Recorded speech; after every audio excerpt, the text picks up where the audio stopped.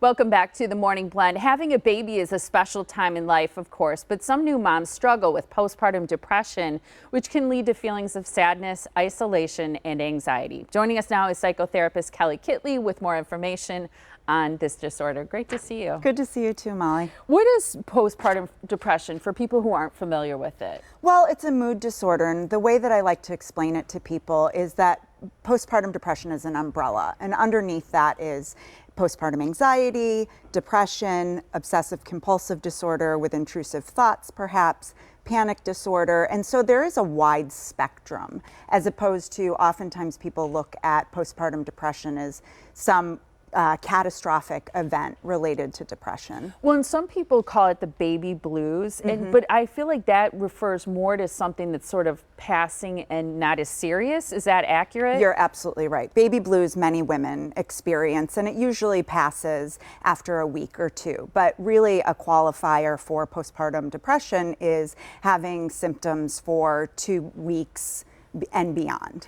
And it's always after the birth of a child. Does postpartum depression necessarily mean after birth? And is there a certain limited time frame? Sure. So that is also something that I think is a misconception, that a lot of times women, make it to their first OBGYN appointment when their baby's 6 weeks old, and they're like, whew, I'm good to go. I haven't had any symptoms, but it really can last up until a year after somebody has a baby. And what are some of the symptoms or signs that someone has it?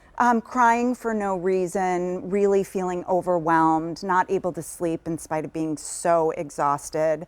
Sometimes it can look like rage or irritability, lack of concentration or confusion.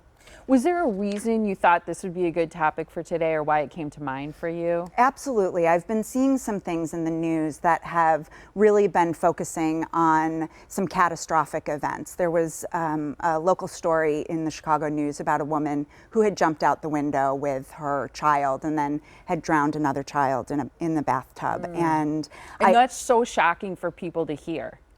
Those stories are shocking. Well, and it's also a way that I think women compare, and they say, oh, that's postpartum depression, I'm not that bad. And if we just look at it in extreme cases, there's so many women who go untreated or feel a lot of shame and don't report their symptoms. Well, it's interesting you say that, because Alanis Morisette has been public about her now third experience with postpartum depression after I think she had her first child in something like 2010.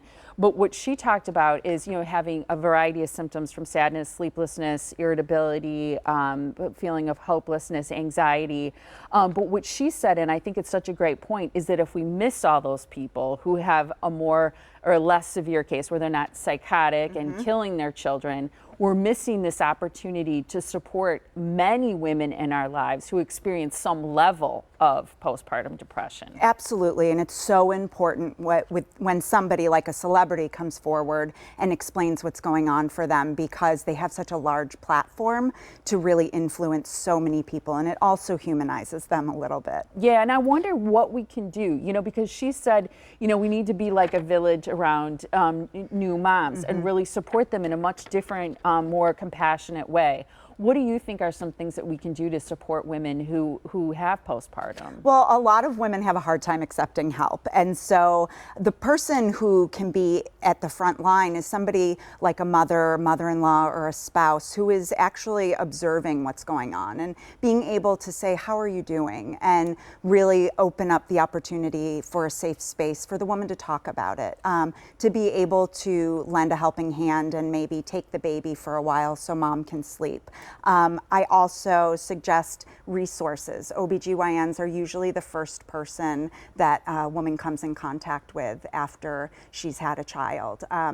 Pediatricians as well. So really just being able to be real and authentic about the transition, as opposed to sometimes people say to women, oh my gosh, isn't this the best time of your life? Right, and then you feel bad because you think, especially I would think people who struggle with infertility or they've had a lot of assistance with getting pregnant, and then they have postpartum, their depression, they're like, what is wrong with me? I should be so thrilled that this happened and I have this new baby, and what's the matter with me? And it's not a choice. It's not, I'm choosing to be sad.